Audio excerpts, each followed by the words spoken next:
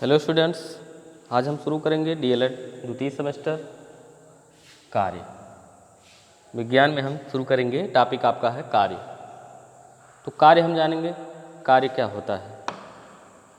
तो सबसे पहले इसको समझेंगे। जब हम किसी वस्तु पर बल लगाकर और उसकी स्थिति में हम परिवर्तन कर देते हैं तो हम कहते हैं कि हमने कार्य किया है। अर्थात बल लगाकर किसी वस्तु की स्थिति में किया गया परिवर्तन कार्य कहलाता है। और ये विस्थापन अर्थात वस्तु को अपने स्थान से हटा करके दूसरे स्थान पर कर दिया जाए। यानी अब वस्तु अगर अपने स्थान को छोड़ करके दूसरे स्थान को चली जाती है बल लगाने पर तो विस्थापित हो जाती है, वो उसका विस्थापन होता है। तो यहाँ पर इसकी परिभाषा निकलेगी आपकी कि बल लगाकर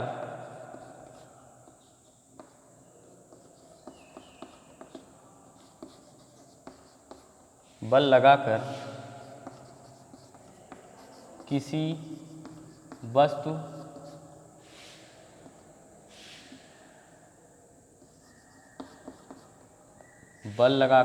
वस्तु को बल की दिशा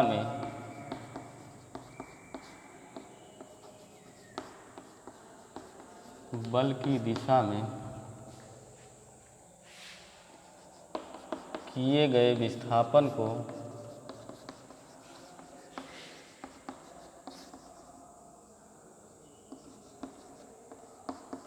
कार्य कहते हैं।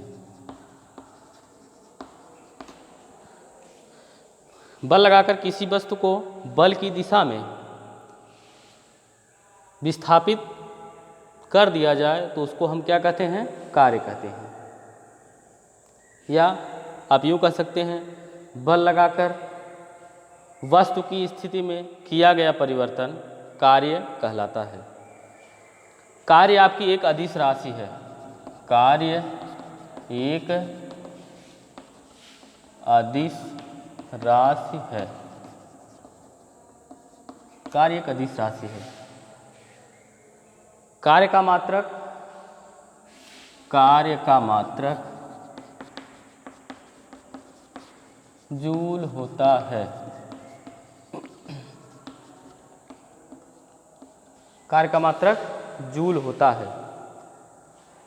तो यहाँ पर ये कार्य का मात्रक यमकीय पद्धति में भी जूल होता है और एसआई पद्धति में भी जूल होता है। ठीक है। और अब यहाँ देखेंगे परिभाषा के अनुसार कार्य बराबर बल गुणे विस्थापन। कार्य बराबर बल गुणे विस्थापन।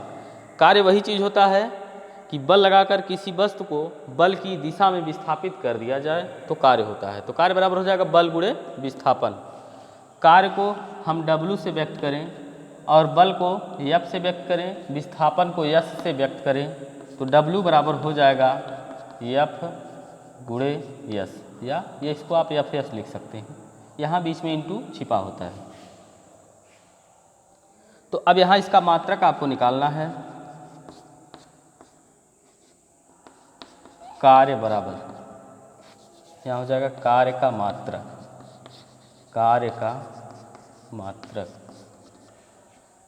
F जो है, F का मतलब बल होता है, फोर्स।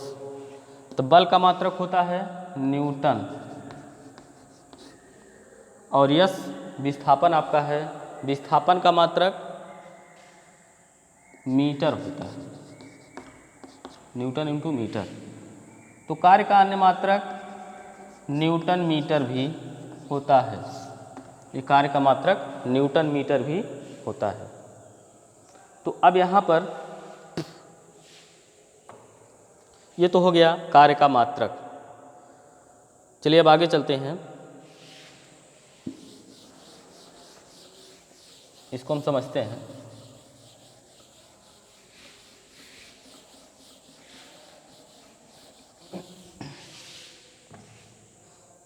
जैसे मान लीजिए एक पृष्ठ है, एक वस्तु यहाँ रखी हुई है,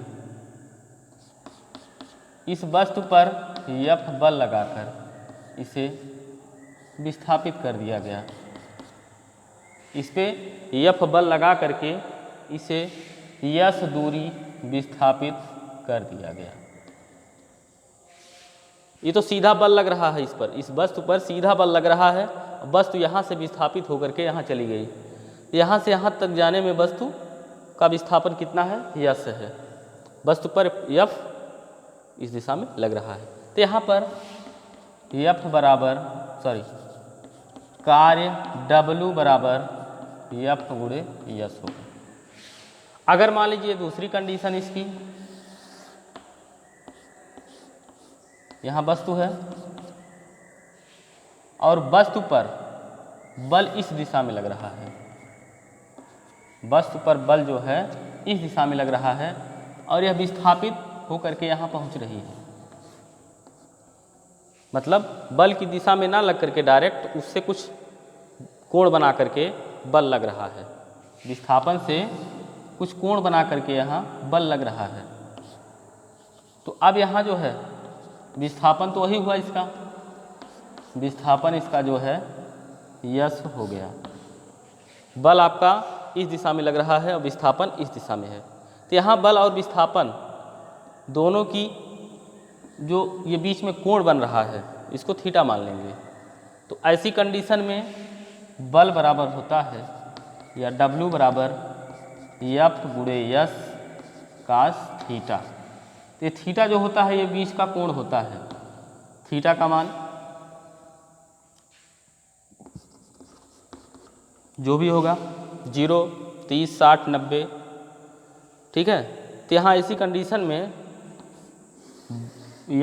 W बराबर F into S into cos theta हो जाएगा। ये दो कंडीशन है। अब यहाँ पर हम आगे चलते हैं, इस कंडीशन को समझते हैं अच्छे से। जैसे मान लीजिए कोई व्यक्ति है अपने सर पर बोझा लेकर के जा रहा है,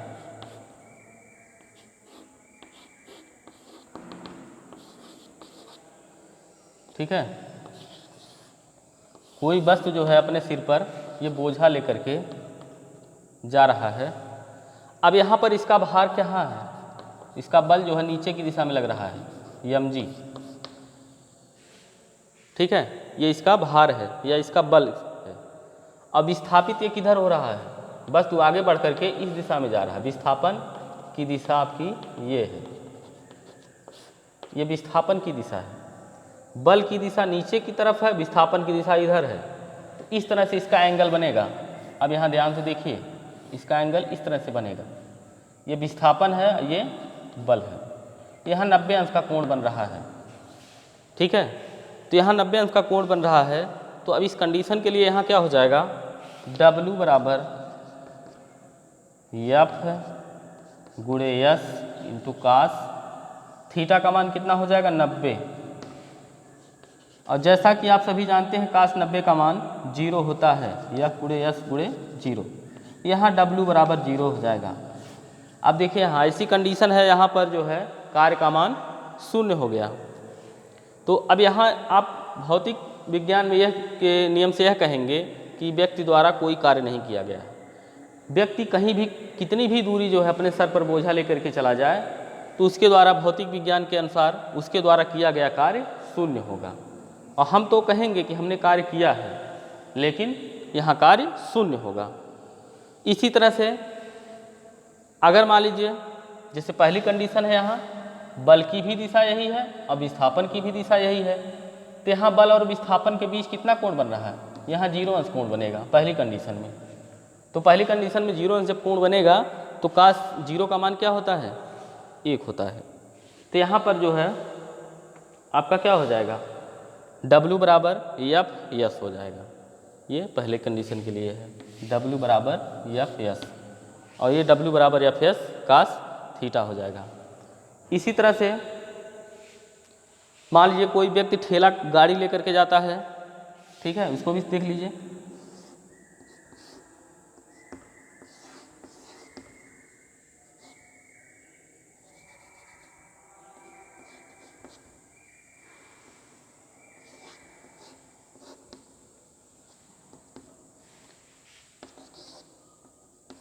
कोई व्यक्ति ठेला गाड़ी लेकर के जा रहा है। अब इसकी कंडीशन देखिए, ये कार्य कर रहा है कि नहीं कर रहा है। यहाँ पर देखिए व्यक्ति जो ठेले पर बल कहाँ लगा रहा है, किस दिशा में, ये बल की दिशा हो गई।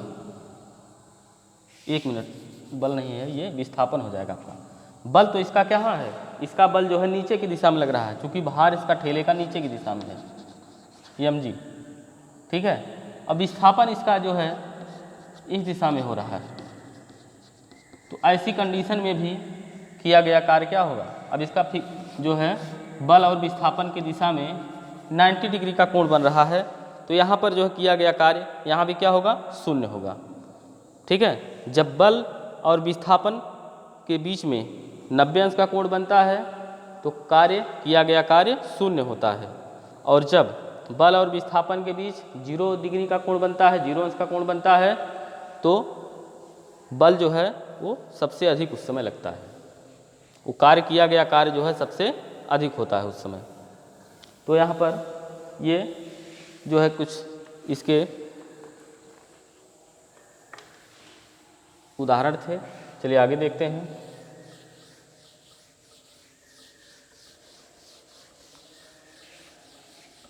आगे आपका है जूल। जूल किसे कहते हैं, कभी पूछा जा सकता है एग्जाम में कि जूल किसे कहते हैं।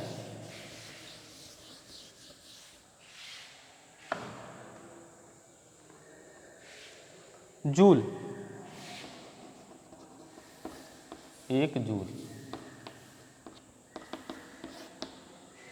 हाँ, किसी वस्तु पर 1 न्यूटन का बल लगाकर, किसी वस्तु पर, यदि किसी वस्तु पर 1 न्यूटन का बल लगाने पर वह वस्तु 1 मीटर विस्थापित होती है, तो बल द्वारा किया गया कार्य क्या होगा, 1 जूल होगा। लिखेंगे, यदि किसी वस्तु पर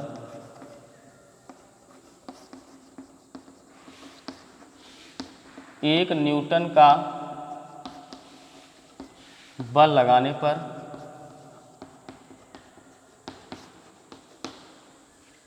वह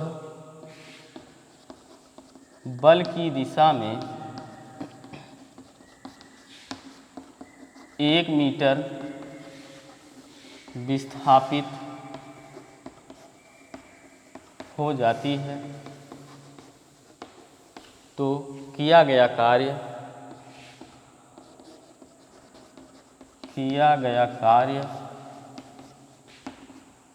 1 जूल होगा।